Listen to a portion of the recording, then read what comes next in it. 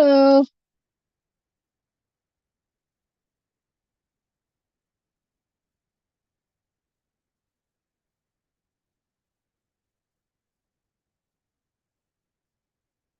There. Can you hear me? Yes, I can hear you. My audio was not on when I thought that it was. Huh. So, you're Huh. here for Lisa. I'm shocked. I'm shocked.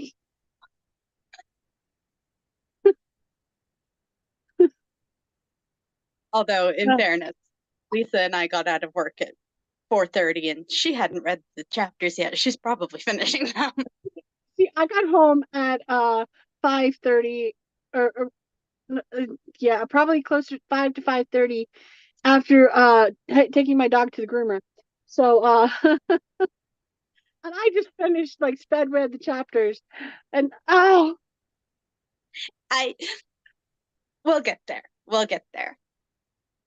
I oh was I was maybe giving some hints of commentary to Lisa because I was listening to it during work and she was sitting next to me. oh I wasn't like saying a lot about it, just, sort of a, oh, first I started to listen to it and I like read the chapter title and I went, oh, I just realized what this chapter is. And then as I was getting through chapter 41, I went, yeah, this is going to be uh like the Lisa devastation in chapter 40 and Karen devastation in chapter 41. yeah, no, I was a little devastated in 42, but What? a little devastated with 42, but yeah, it was ultimately Um, uh 41 that got you, me. we 40 as well, so not 42. Like we read 40 and 41. yes, but I said 42, I meant 40 as well, like T double O, not TWOTOO, not T. Got you. I'm there. Homonyms fun. Um, Oh, Lisa. I'm thinking about messaging her real quick. Yeah. Um, she's never late, and I'm worried she may Certainly have not passed this late. out. Uh, For anybody watching, that's Karen speak for might have fallen asleep. She doesn't mean literally passed out. Yeah, yeah, no, when she gets home, she sits in her recliner and she's out. She's just done. She's asleep. When we've been working 10-hour days. I know, and she's been doing a whole bunch of stuff for advent calendars for Christmas coming up, and uh, she has been so busy. And then she has to stay up to pick me up from work at like 10:30 at night. So she's Yeah. just not getting sleep. Um, let's see. Hey, are you coming to book club? You may have lost track of time too. Yeah. I I still don't have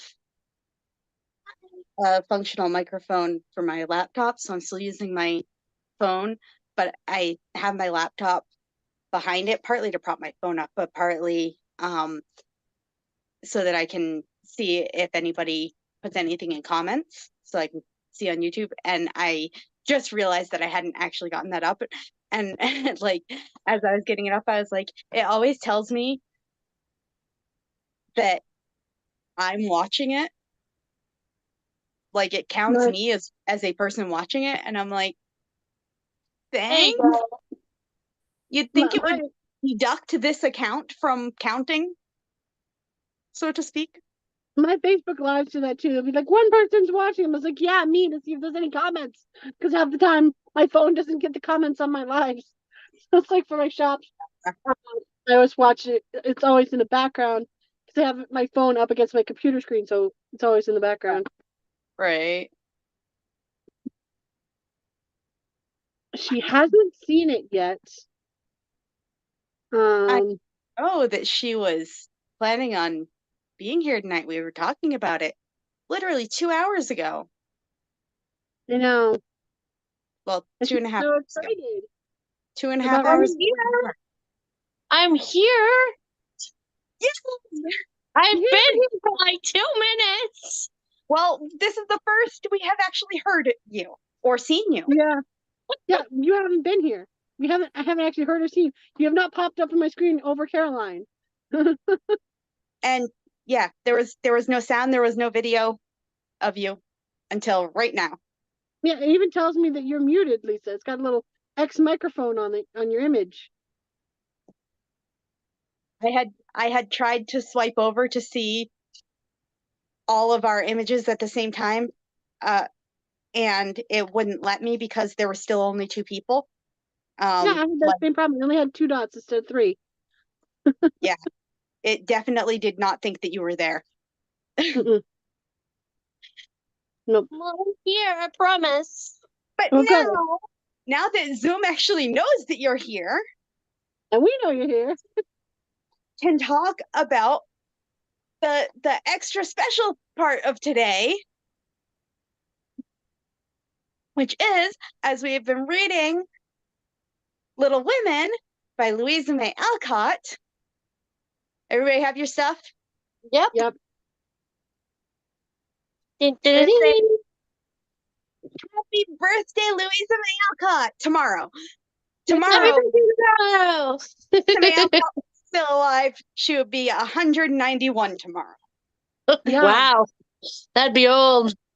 I mean, if she was still alive, I don't know. Yeah, I was looking in the book and it's got hold on. We have our party hats on our cake to celebrate. Yay! Got her information right there. Her Nice. birthday and everything. Well, so I actually initially found out that it was her birthday from my calendar that is from Erica that used to do Book club book with club us? back when we were doing our first book. Oh, Cthulhu. Yeah, called Cthulhu. So for anybody who may not have seen that, art by Erica Ray Hines, she has amazing artwork, and I have a calendar up at work that is classics, literary classics reimagined as all Cat? being cat based. Oh yeah, I And, remember working on those during the sessions. and because Louisa May Alcott's birthday is in November, the one for November is Little Women based, but it's called Little Kittens. That's cute. And so that she has in addition to like how calendars have holidays, she also has authors' birthdays throughout this. And that's where I first saw that it was Louisa May Alcott's birthday. So then I had to go look up what year, because it doesn't say that on, it says Louisa May Alcott's birthday.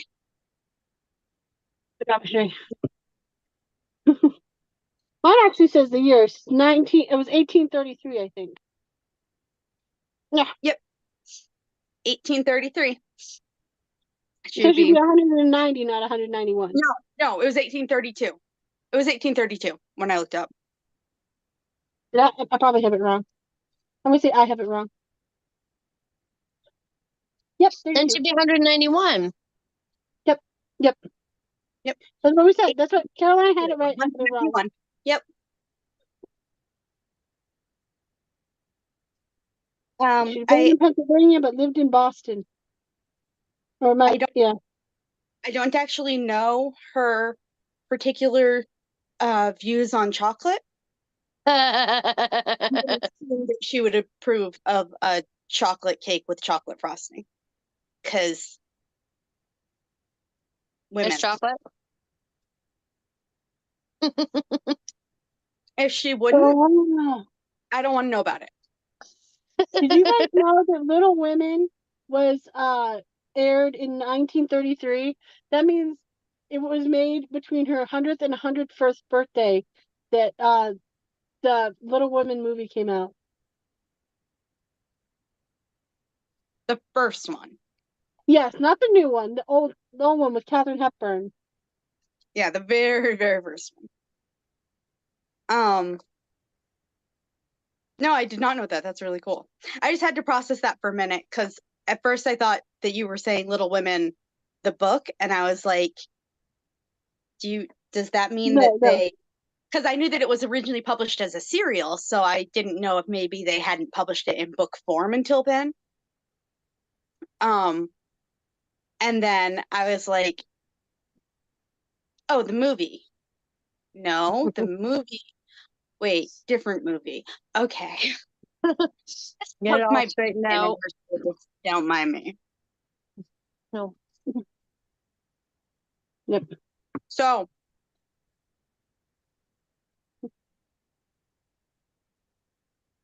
now that we're all happy and peppy and party related, should we talk about chapter 40? So we talk about non-happy things. Ah, I was thinking about that as I was listening to the chapters today. I was like, how is this going to work in conjunction with party hats and cake? Well, it's only in theme with me and Lisa's current life right now. Let's continue that theme. Yeah. Which, I didn't shed a few tears reading chapter 40. yeah. right. Knowing what was coming, and I like that. That's good luck. Knowing what was coming, having been familiar enough with this for long enough, and listening to it at work, I may have been distracting myself with several other things and only half listening to that chapter. Sounds about right. Yeah. Yeah. Because otherwise I would have started crying and I needed to actually be able to see what I was working on. I'm gonna put the craft away to eat for now. Yeah, I was gonna start painting, blocking in the base colors on my boots, but I want to eat this cake first. It's really good. Yeah, right. It's been sitting in front of me for the last hour and a half, and I'm like, gotta wait. Okay, so anybody watching, I bought this like little cake, like this big, and Nice little round cake. brought it to work, left in my car, but I brought it with me. So after work, I cut out a third of it and put it on a plate to bring home with me and sent the rest with Lisa to split between her and Karen. And then I had to bring that piece of cake into my house past my children. Oh, that was oh. I was like holding it up above my head and walking straight to my workshop. And Mhm. what's that? What do you have? And I was just like, yeah, it's your something. older is almost as tall as you now. Like, Yeah. And I'm just going, it's something for my book club later. It's something for me to have during my book club live stream later. And they were like, the tall one was going, it kind of looks like it could be a piece of cake. And I was like, it's something for my book club live stream later. And they're going, can I see it? And I closed my workshop door. Mhm. no, you can't see it. I just lost an earring back. Oh no. The party hat took my earring back from me. I let you borrow some. I got plenty, but I can't hand it to you through the phone. Yeah. He and party hats are not friends. Looks like I have no hair today. I feel like I need to have it at like a jaunty angle, but like it looks like it's the same size as my head. So then it just looks, no matter what angle I put it at, it just looks like Looks like it's angled your head. I know. It's like, I put just mine on my moves to ponytail my so head. it don't go nowhere. And I look like I'm a princess cone. I do that, but apparently my parent ponytail is too low, and I have to bend like this for you to see. You can see mine. So this is my dress. So far, I finally got it circular. A lot of focus on that. Nice. I did the top border already. And I'm working on the bottom waistband. got it. And then I'm gonna do a the skirt after the waist. I've got an idea. And I got What we- sleeves.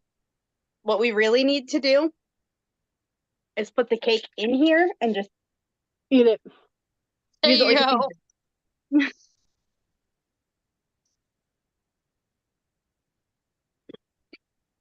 Sorry, I wasn't trying to interrupt you. I just was excited about that. Stupid idea. So they kind of used best passing, I noticed, as like a time lapse a little bit. A little. Yeah, so those who don't know, chapter 40, as we've been talking, is the chapter that Beth actually passes away. Which Okay. last week I had a feeling was gonna happen within this chapter. With Because one thing that I had forgotten, as I've mentioned several times, I'm much more familiar with the 1990s movie than with the book. I've read the book a couple of times, but I've seen the movie so many times that I have half the movie memorized, I think. And so I forget sometimes which way some of the things went in the book. And I had forgotten that that they all knew it was coming. Because it's not that there was no warning in the movie, but they kind of without wanting to say too much, because we are going to watch the movie after we finish reading this, but it's if you haven't read the book and you're watching the movie, Jo, you're kind of following Jo. Jo's away, and you see some of Amy away also. I can't remember how much. I can't remember the exact order of things. But then Jo has to go home and is like startled to find how Beth is, and is able to have like one last conversation with Beth, and that's it. And like they had known at home that it was bad, but Jo didn't know how bad it was. And Jo wasn't there with her so much along the way. There wasn't so much warning. And in the book, like they've known for years that her health has been declining. we've lost Lisa. We've lost Lisa. Don't go to the light. But it's so pretty. I know. I just tumbled to the floor. I know. I can see the ceiling. Ah,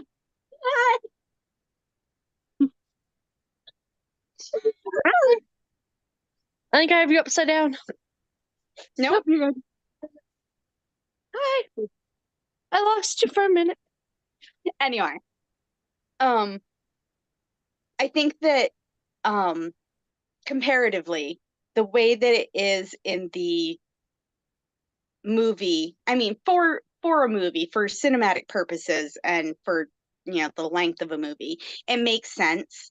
But it does have more of that kind of shock value.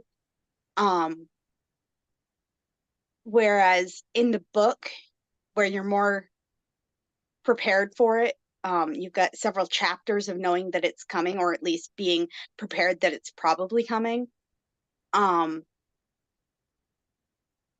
It seemed more like a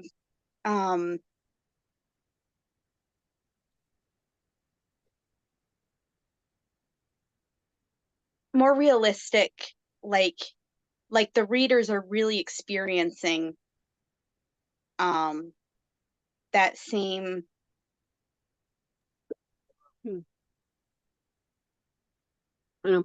concept of being with a loved one while they're declining, which again, Been there, done that. I had think we known how your lives are going to go when we started this book, we might have chosen a different book, or at the very least, I probably would not have kept everything as spoiler free as I did. So we're giving you fun things. I think without having watched the movie, I think a good comparative is when our grandmother passed 13 and a half years ago, me and Lisa spent months taking care of It her wasn't bedridden. 13 and a half years ago. I'm sorry, it was 10 and a Agent. half years ago. 10 and a Thank half you. years ago. Sorry, I got 13. I met Paul 13 years ago. Um, so 10 and a half years ago, we spent months watching our grandmother on her literally bed. She didn't get out of bed for months. To our mom who passed away in like a week. So, like it'd be that kind of comparative where we knew both having cancer when passed away, that with our grandmother it was longer and it was like there was more anticipatory grief than and then with our mom where it was like all the grieving really happened like when and after she passed. Right. It wasn't as much. Yeah. And I imagine that with your grandmother, there was probably more of that, that sense of like they say in that chapter, the way they say it in the book is, Beth was finally healed.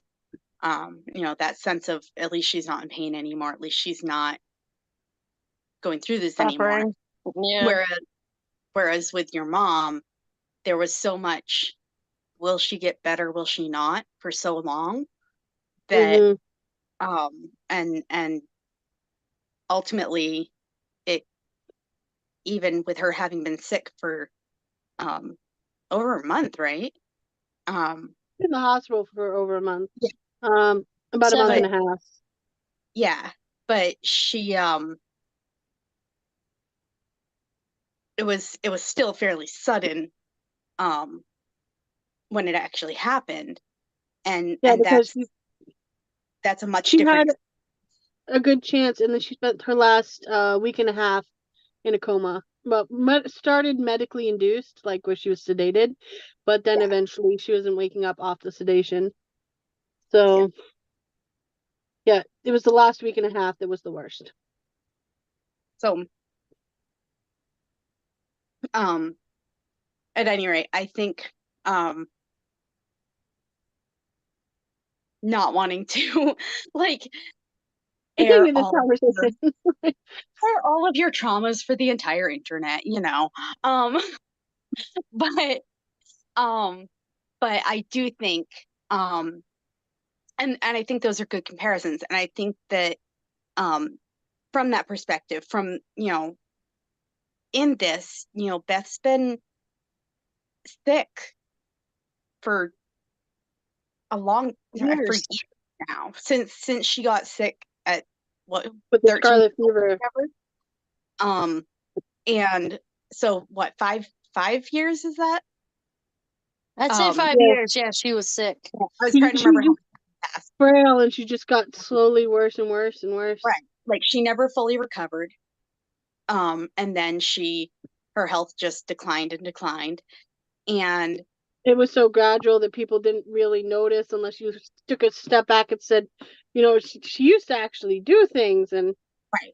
And I think that from a writing perspective, or a literary perspective, I think that Louisa May Alcott did a particularly exceptional job. And there are things that I think she does very, very well, as an observer of human nature. And there are things that are more didactic, which we talked about before, because she had to put those in for various reasons. But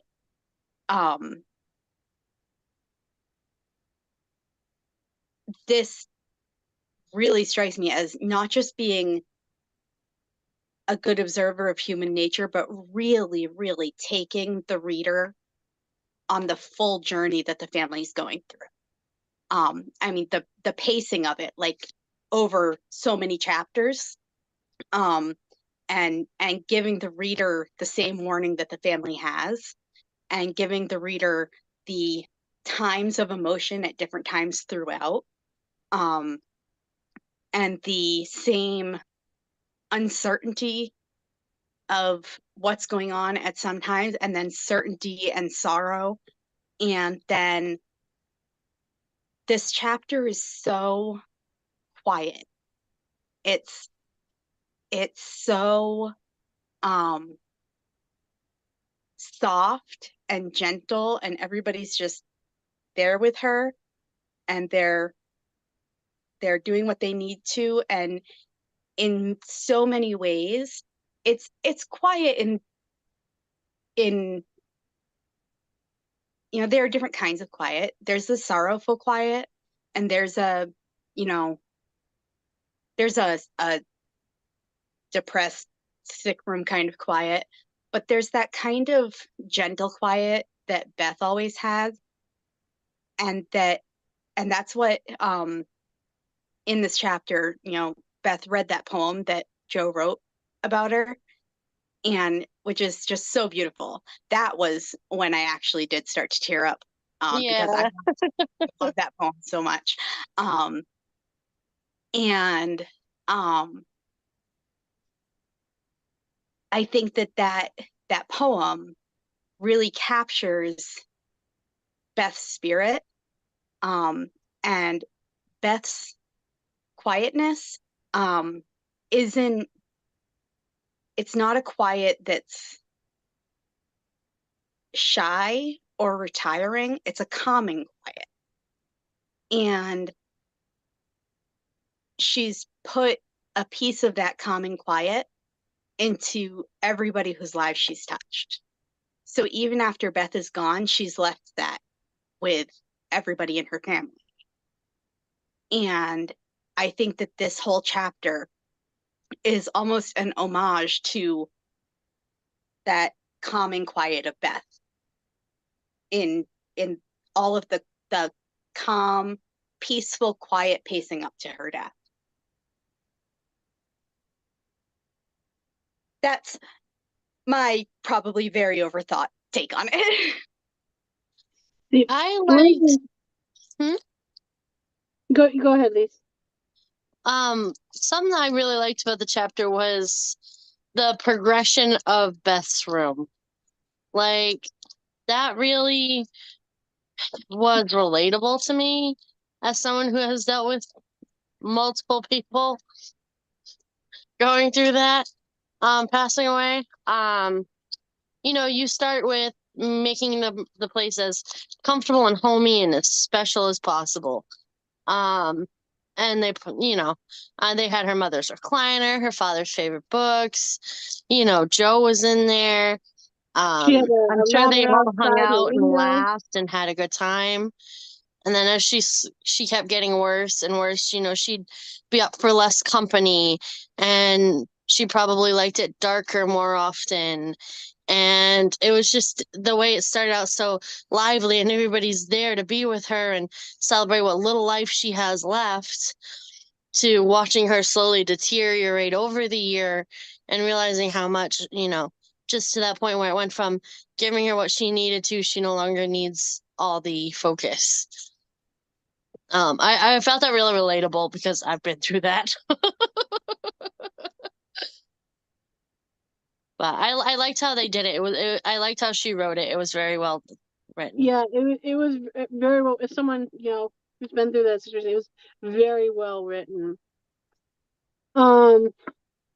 So my hard part of that chapter was Jo. Like, I can understand Jo has always been Beth's caretaker, and Beth's death really changed Jo emotionally and mentally, and they portrayed that. I no longer compare myself to Jo. Like, Jo, I no longer feel like I'm connected to Jo anymore. And it's like she no longer wants to write, and I feel like that's a tragedy more for the world, that she felt that her writing was a fleeting thing and wasn't important anymore. And I feel like I understand that Beth was humble and shy, and there's more important things to life than leaving a mark on the world. But I also felt like by denying her writing, she's denying a piece of who she is. And I know it's supposed to be like a piece of who she was, but well, but I think there are, go ahead, Lisa. You go first and then I'll say what I was going to say. I think she probably will end up going back to writing because, as someone who's lost several loved ones, you tend to lose motivation for something for a while. I mean, Jo literally wrote this poem for her sister about her sister, crossing over, passing away. Putting that kind of emotion into your favorite passion is very draining, and then you almost lose the motivation for a while. And I feel like Jo will probably go back to it eventually, but I definitely think she's taking a break from writing. I actually can relate to that. After my grandmother passed, I lost my passion for baking. Even though I baked my own wedding cake, I just severely lost the passion. I was gonna open my own bake shop and everything. Like I was, but yeah, no, I lost my severe passion for that. I was going to say something similar. And often grief can, I mean, it takes such a huge focus, but I think that a lot of things that just use so much energy can kind of refocus your passions for a while, if that makes sense. Like, after I had, actually after I got married, and then we were married for just a little over a month before I was pregnant. And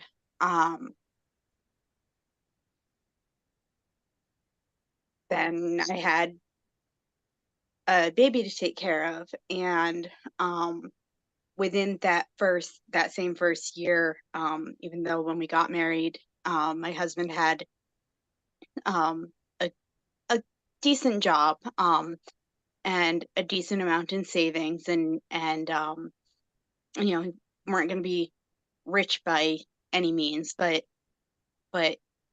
we had what we needed to support ourselves and a bit to fall back on just in case. And his job changed some things, and they didn't have the hours to give him anymore. And within a year of being married, we had a baby and no job, and a lot of things we were trying to figure out. And it was, I mean, a year before we got married, I had graduated college with a degree in graphic design and a degree in writing. It was coming, I graduated in 2010, after the 2008 recession. Like, that was not a great time to be looking for jobs in things like graphic design, in particular. Like, maybe looking for a job in healthcare, but in something like graphic design, no. A job in copywriting or something, no. And and my husband is just so specific in the exact, not just in doing computer work, but the very exact kind of computer work that he does. And so we were looking for jobs, but it was very, very limited. And we weren't finding anything. And we had a very rough 2 years before he finally found a new job, and we were really able to get fully back on our feet again. And we, during that time frame, I wanted to write. Like, it wasn't even in that case that I had lost my passion for writing, but I had no words. I had no ideas. I had no stories. And I always have stories. I have a billion worlds in my brain. I have I mean, give me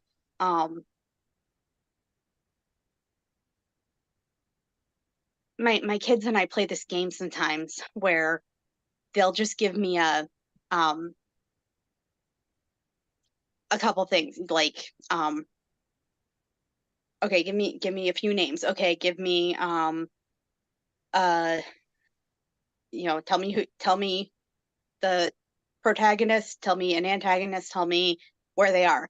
And then I'll just start making up a story about it. And during that time frame, I could not, I had no stories. I had nothing for stories in my brain because every ounce of my energy was going to my new marriage and my new child and my financial difficulties and trying to keep everything afloat. And I had nothing left. And it wasn't a grieving process in that case. But when you have something that all of your mental energy is going to something else, sometimes you just have nothing left for the passions. And yeah, also like often when grieving, I mean, there's a reason that people should not make major life decisions while grieving. It's not a great time for major life decisions. And so I mean, Jo is like in the absolute throes, the depths of grief when she's making that decision.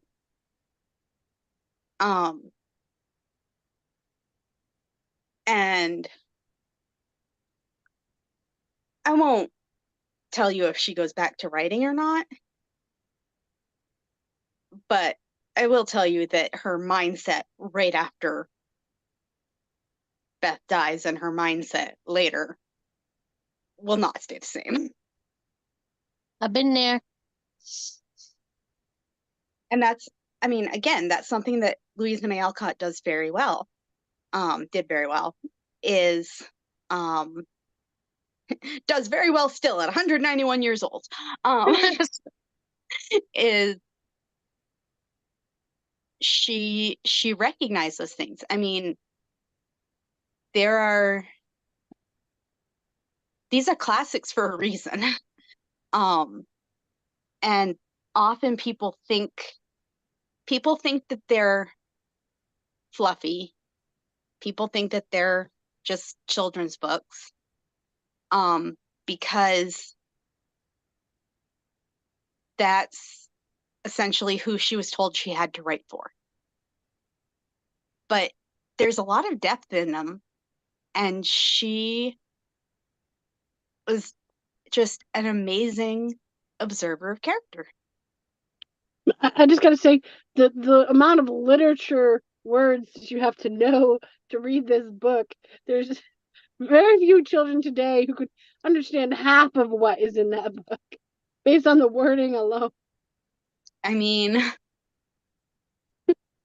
I've always been very particular about using the full range of my vocabulary with my children since they were born. But not everybody does that. No, I tell you, as a grown adult, I had trouble reading and understanding this book. And I read books all the time. It's not like I'm like somebody who doesn't read, like, or read a lot. Like, no, but honestly, being the nerd that I am, I love when I'm reading a book and I come across a word that I don't know, because then I get to look it up and learn a new word. And I'm a nerd. Okay, totally unrelated question. Can you see the lines that I put on my hat? not really, no. Like occasionally at the right angle, but not really, no. I decorated it. I did. I didn't have time to decorate mine. Oh, pretty. Oh, nice. It's purple metallic marker. I can see the metallic shine in the light, but I can't see the shape. For the record, I did that about 2 minutes before starting the live stream. Well, I had some unforeseen chores I had to do real quick, so like that's why I was late. Sorry. Hey, Lisa, remember when I said I probably wasn't going to eat the entire third of the cake tonight? Yeah. I ate the Yeah. whole thing. They're very good. Yeah, I ate the whole thing. I'm There you almost go. done. You're almost done it. I ate mine so I could work on my craft. I'm Yeah. like, yep, I'm Yep. not getting to my craft tonight, clearly. that's all right. Um, All right, so we have about 20 minutes left, and we've talked a lot about chapter 1 and Beth passing. Honestly, I feel like there's more in chapter 1 in the 40th chapter than the 41st. Anyway, but that's just because Amy is so droll for me. Yeah, it's so hard. But this is weird because 41 is actually told in the perspective of both Lori and Amy. We actually get a Yes. full-on Lori perspective for half a Get that chapter. very often, yeah. And honestly, there's twice the amount of pages in chapter 41 than 40. Twice. There's 40. No, well, there's like 20 pages. Perspective. There's 10 pages in chapter 40 and 18 pages in chapter 41. So, but I was screaming no at the book, and my husband had to come check on me because I was screaming no. All right, so moving on to chapter 41. Been biting my tongue for months, Karen. I Months. know. Okay, Caroline, I told you I thought I'd watched Little Women like decades ago, like a clip of it, and I had told you I'd seen Lori with Amy as them as older people. It was you. And you're like, I'm not saying anything. And you try to play it off like I don't know. Like, I know. No, I said I will neither confirm nor deny. So he's sitting, and it's like I saw it too. I saw it, and I was like, I could see where people might get it, and I was really careful not to read any fan fiction because I was like, I don't want no spoilers, and because I like to do that for my ships. I like to go read fan fiction, and I can't. She's tried so hard not to. I've avoided it. Okay. Good girl. Good girl. I don't want no spoilers for this. Once we're done the book, I I'll go read guarantee you there are fanfics for your ship out there. Oh, I'm sure there is. I'm sure there's a boatload of them. I will tell you. I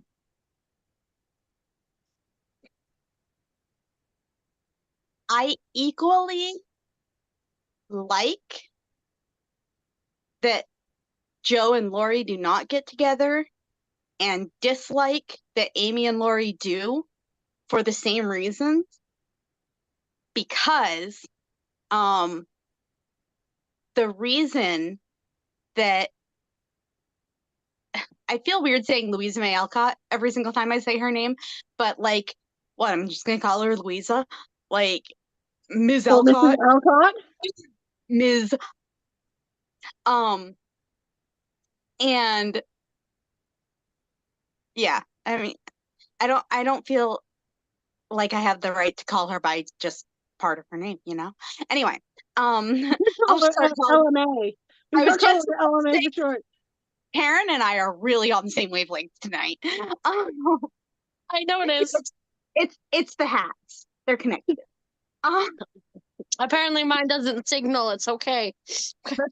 That's because between the two of us we have the Barney colors. I just said mine.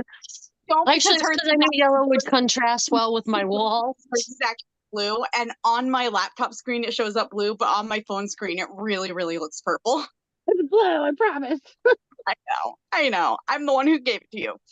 Anyway, so I chose the blue one. what was I starting to say? Oh, so her actual reason for not having Joe and Lori get together was because it was too predictable. It was so predictable. It was what everybody was clamoring for. It was the tropiest thing that could possibly happen, and she was like, I'm not doing that. And I respect that. But But at the same time, it's not the end of the world if it's predictable. she was going to stop writing after the first half of the book. There is a Oh, second wow. because it was so popular that fans were demanding more and the publishers kept asking for more, and she needed money for her family. And that's the only reason that she wrote the second half of the book. Beth would still be alive if fans had not demanded more. And we would only have that 1 year. We'd only have And because they demanded more, she decided to have Laurie marry the most outlandish prospect. Have him marry the annoying little sister that could never Well, pronounce anything right. So Not the one basically, that's she went, outlandish, fine. because You guys want more? Here, now you'll never be happy. people could have easily predicted Lori and Amy too, because of the fact that, when she wrote that will with the grandmother or the great aunt all that time ago, he was the one she wanted to witness it, and he's the one who thought it wasn't stupid. And Yeah. and then when they were talking by the lake, and it's like there was all these moments that it led up to. That ends up working with that. But I think she originally wanted that to be like a Big Brother kind of thing.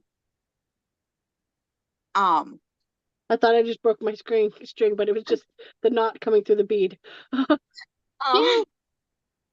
But at any rate, she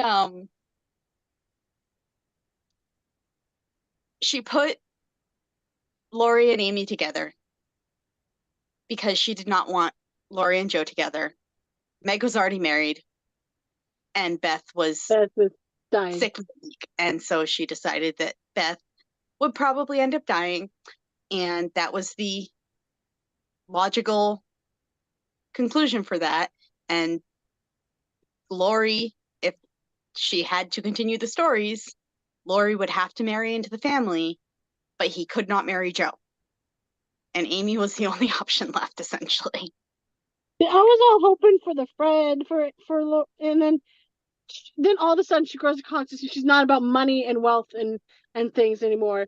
The Amy who's been like, I want to be super popular and famous, and You do realize Laurie's rich, right? She's still marrying into wealth.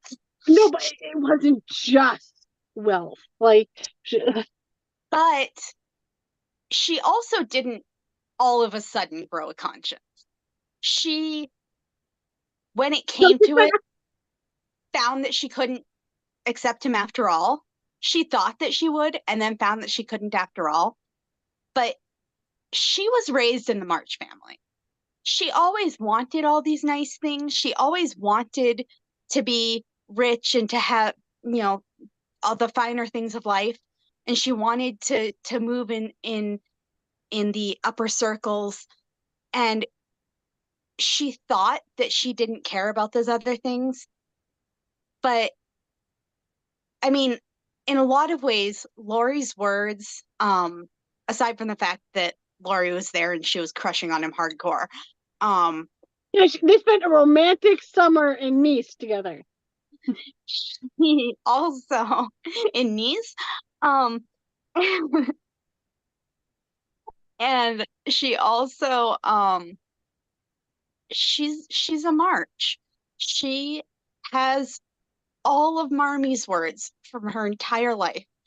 I mean, her entire life, not Marmie's entire life, but she has all of three big sisters' words. Two of whom were a bit preachier at her than they probably should have been. But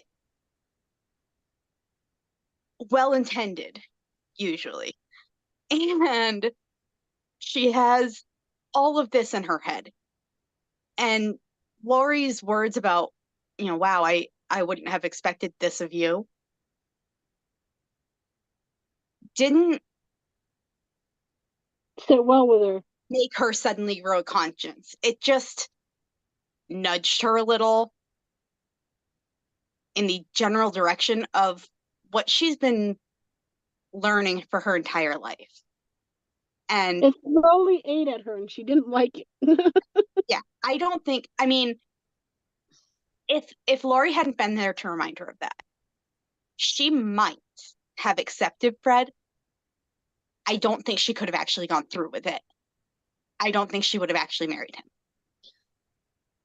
See, I like what you said about how it wasn't just automatically there, because if you reflect back, we did have a chapter where I think it was in the first half of the book. It's been so long, where young Amy is at I'm assuming like a sponsored craft fair type thing. She's selling flowers.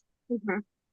And Laurie is there, and he gets his friends to buy her flowers, and other people start to buy her flowers. But he also starts talking to her about how, even though her flowers aren't the most expensive, she has the most beautiful arrangements. So I kind of think at that point she started to learn that money isn't necessarily everything, and she started to learn to live with what she had a little bit from that Which point. is I mean, obviously not a lot, because she was still very like wealth orientated, yeah, but which is a little bit ironic for her to learn from Laurie, because he is so rich that he doesn't even realize how much, like, he just like randomly buying trinkets for girls and giving stuff away constantly and thinking himself generous because he does this, and he literally has so much that he's never given till it hurts, because it doesn't hurt to give so much. So it's kind of ironic that he's the one that she's learning that she doesn't need all the money from. But at the same time, even though that's not why or how he was teaching her that, it does to some degree make sense that she would, even if neither of them realize it consciously, that she would learn from him on some level that, oh, just having that amount of money clearly is insufficient. You need something else too. And I mean, just seeing Laurie the way that he was that summer, that he was lazing around and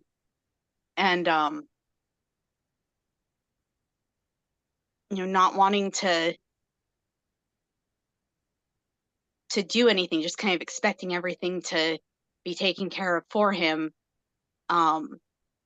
being, what's the word I'm looking for, so entitled. That's I don't know why that word wasn't coming to mind, but anyway, but that he was being so entitled.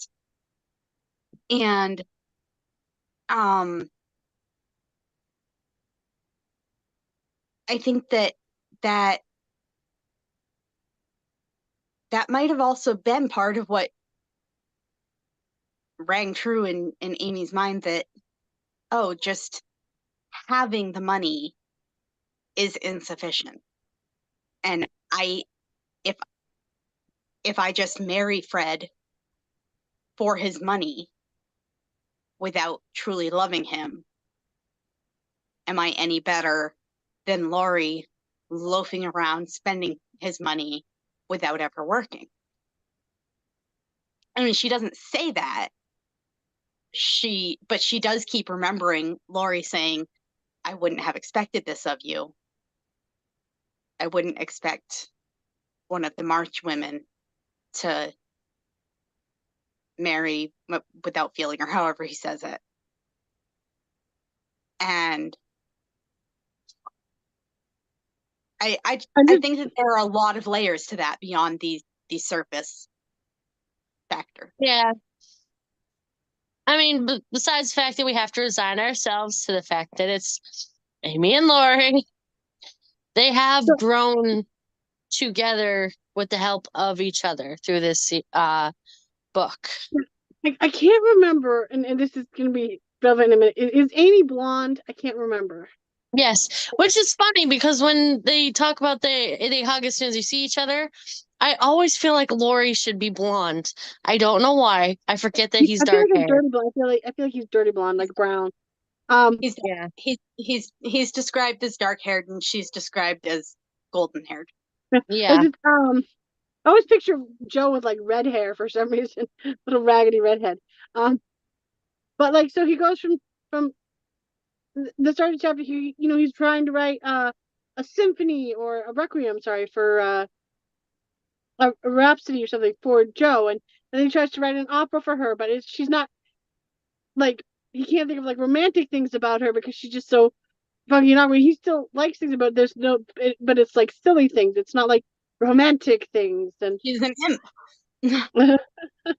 and then so he ends up using a blonde-haired faceless beauty, and all I can think of is Some generic golden haired beauty who shall remain nameless.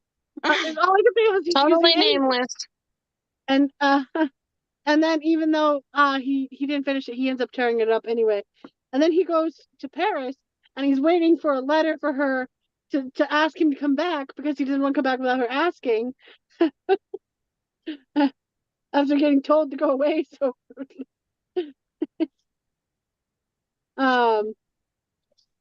and I'm just like and then of course he finally gets the letter, and it's because she got the letter about Beth and she needed him to help comfort her. So and then at the very end, I don't think the letter he got was from her. I think it's written slightly convoluted, but if I understood it correctly, I think it's that she got the letter about Beth and he also got a letter about Beth and realized that she needed him. So he went without her asking after all because he realized that she would need him. it says so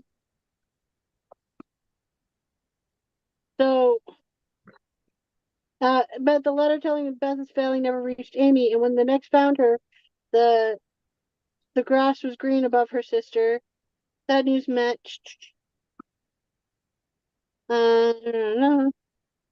she but every day she like wished we cross the lake, waiting for Lori to come and comfort her. And he did come very soon, for the same mail brought letters to the so yeah, she didn't write him. They wrote him about Beth. You're right. And as soon as he got the letter, he immediately went to go comfort her, knowing she would need the comfort. So she didn't ask him to come. Okay, I thought she finally asked him to come. He took initiative. Two things that I noted in that. One was that I don't remember if it was her aunt or is Florence her cousin? Who? I think Florence. That's with her and her aunt. I think I it's her think cousin. it is her cousin, yeah. I don't remember if it was her aunt or if it was Florence who was like worried about her and thinking that she was like pining after Fred, and then realized after Lori got there that she had been missing Lori, not Fred. Yeah. Or that it wasn't just, I think there might have been something else in there. I don't remember. Anyway. The moment Miss Sarah saw the girl's altered face, she thought, now I understand it all. The child has been pining for young Lawrence. Bless my heart, I never thought of such a thing. Yeah. So which one was that? Miss Carol.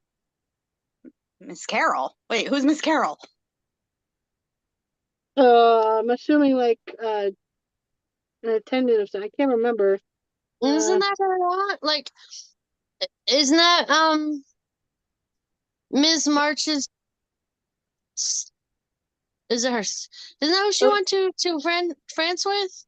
It was Great Aunt March and Florence are the two that they've really talked about. I don't remember Carol. Hold on. I know so many Carols. I don't know.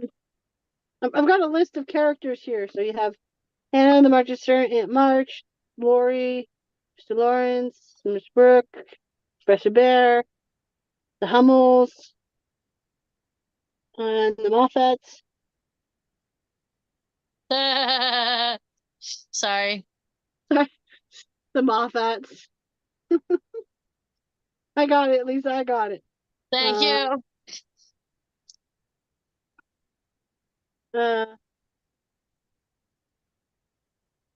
The Vaughns. No, no, nothing about Carol. Miss Carol. Aunt Carol. Okay, it's their last name. They have an aunt and Uncle Carol. I'm on Project Gutenberg, so I just hit Control F and found everywhere that it says that says Carol, and I spelled it like Carol at first, so I couldn't find it. And then I was like, maybe it has 2 R's, and I found it. And they have an aunt and Uncle Carol. So yeah, I guess it's probably because Aunt March is their great aunt. So is Aunt Carol just their aunt? I think so. And then Florence is their cousin? Maybe? Yeah, We we need a family tree. We need a family tree of the Little Women, okay? That's really what I was looking up right now. Now, one thing I want to talk about before we leave is the vagueness of the last bit of the chapter.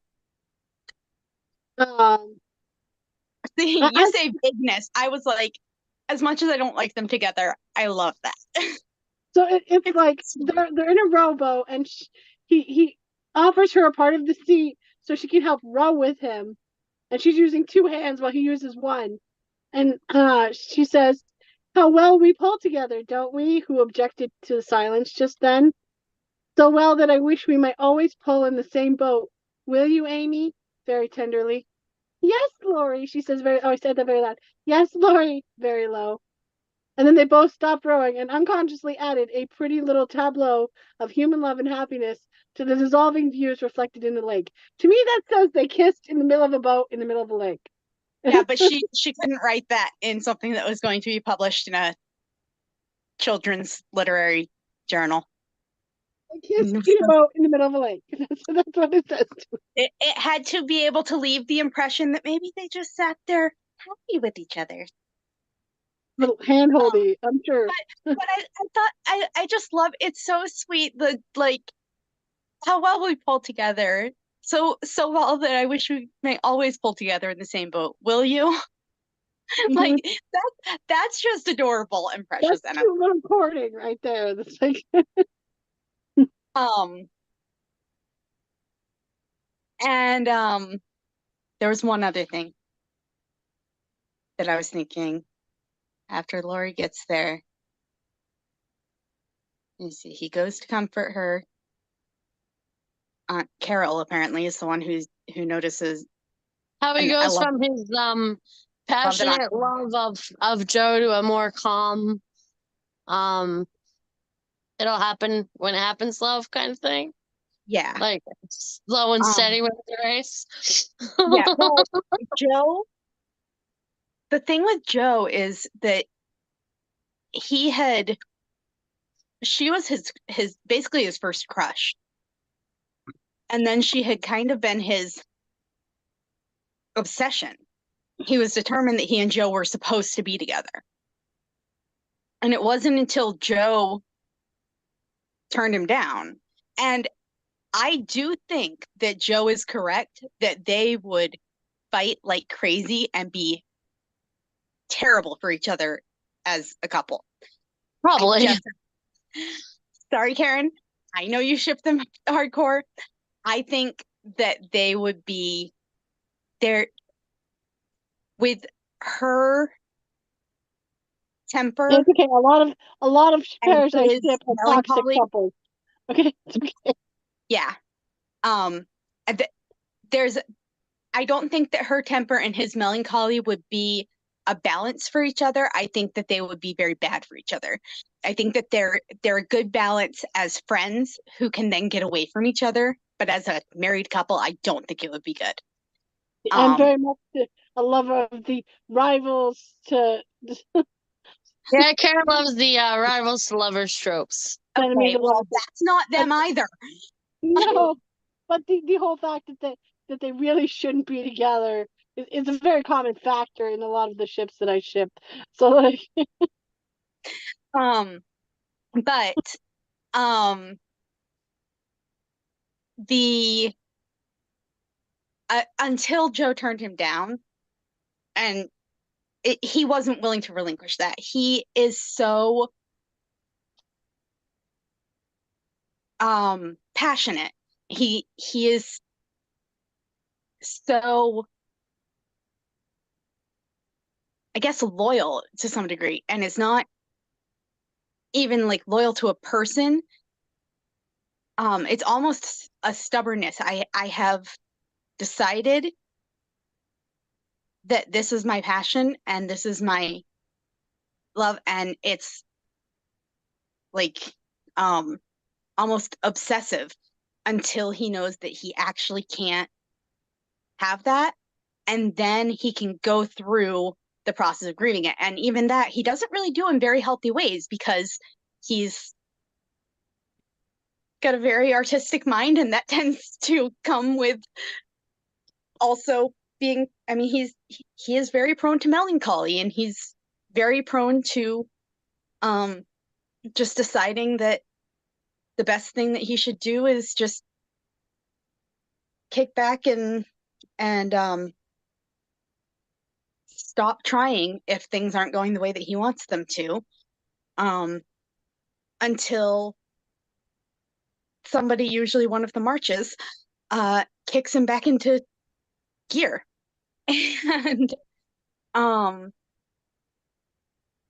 he says his plan was always to do something after he had gotten over his broken heart.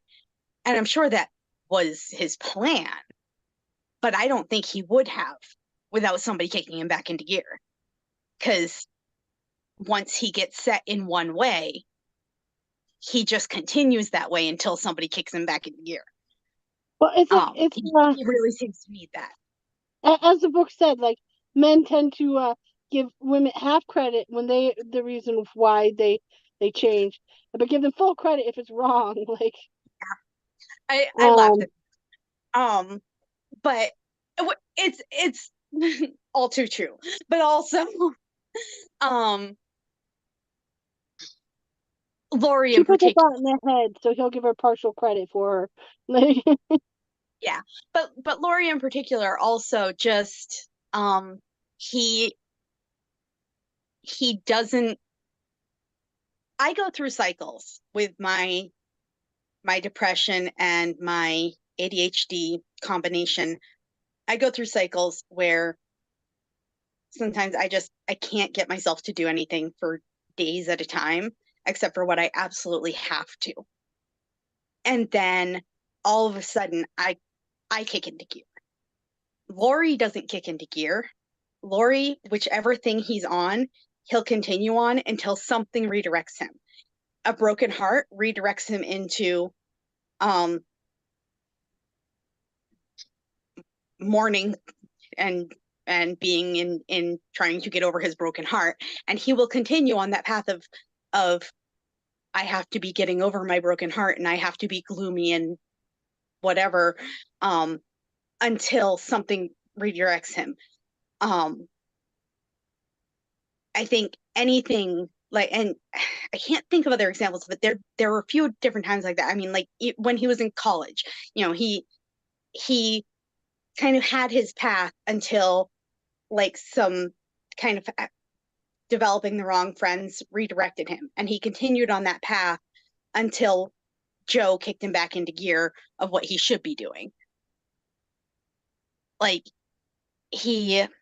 once he starts on something, he'll continue on it until something nudges him a different direction. At least that's my read on him. So I think that as much as he thinks that he was going to work after he got over his broken heart, I think that he was going to have to have, somebody. yeah, Anyway, we are well past 8, and Lisa and I have to get up early again. Again. Every time our overtime is done, the machines decide to act up so that our overtime isn't done anymore. So we have So glad one more bookcraft session of 2023. yes, because I think the next one's the day after. The one after is the day after Christmas, right? Yeah. So We're not gonna do the day after Christmas. December 12th. December 12th is our last bookcraft session of 2023. We won't do the day after Christmas, so the one after that won't be until January 9th, which happens to be my sister's birthday, actually. But I probably won't wear a party hat again for that one. I'm just surprised we have 3 more sessions before we're done this book. Yep. Like 3 more. So that's what I was just about to say. So we have December 12th, that we're reading chapters 42 and 43. And for January 9th, it'll be 44 and 45. I can keep counting, I promise. Does it go to 47? It does. Okay. It does. Okay, so that'll be on January 23rd, which is my nephew's birthday. And also my Oh my adopted God, mom's that's birthday. the anniversary for my shop too. It's the Oh, anniversary. book club on your shop anniversary. So Oh, then so in February, we can do our watch of the movie. So sometime between now and 2 months from now, we'll have to figure out how we want to do that. But in the meantime, Also, in that time, we need to figure out what our next book is gonna be. I thought we Mhm. already knew what our next book was going to be. We I thought we were do. going to do the next book in the trilogy of this. There's a trilogy. Yeah. Little Women, Little Men, and Joe's Boys. Oh, I wasn't aware of doing a trilogy. I didn't know I'm there sure was you've a mentioned trilogy. it before, but I thought it was a standalone. Little Women, Little Men, and Joe's Boys. Okay. Well, then after this, we'll do Little Men. We don't have to. We can do something else. I am open How to long is it? something else. How thick I is just the realized it was a trilogy. I'm pretty sure Little Women is the longest, but thick book? I'm pretty sure Little Women is the longest. But we can talk about it. We'll figure it out. And I think that's it. Everybody Bye. make sure to say happy birthday, Louisa May Alcott, tomorrow. Yes.